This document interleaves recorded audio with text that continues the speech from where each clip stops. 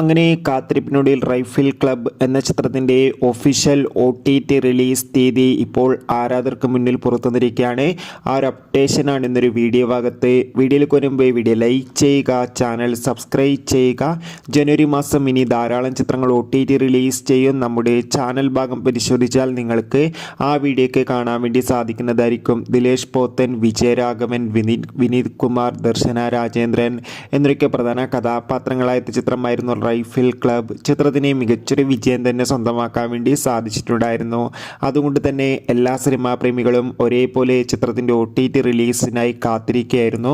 Finally ചിത്രത്തിൻ്റെ OTT അവകാശങ്ങളൊക്കെ വിറ്റുപോരിക്കുകയാണ്. Rifle club എന്ന ചിത്രത്തിൻ്റെ OTT അവകാശങ്ങളൊക്കെ സ്വന്തമാക്കിയിട്ടുള്ളത് മറ്റാരുമല്ല, നെറ്റ്ഫ്ലിക്സ് എന്ന OTT പ്ലാറ്റ്ഫോമാണ്. ഫൈനലി ചിത്രം ഈ വരുന്ന ജനുവരി 16 തീയതി OTT റിലീസ് ചെയ്യുമെന്ന് ഒഫീഷ്യലായി കൺഫേം ആക്കിയിട്ടുണ്ട്. ചിത്രത്തിൻ്റെ OTT റിലീസിനായി നമുക്ക് കാത്തിരിക്കാം. അടുത്തൊരു വീഡിയോയിൽ കാണും വരെ ഏവർക്കും ബൈ.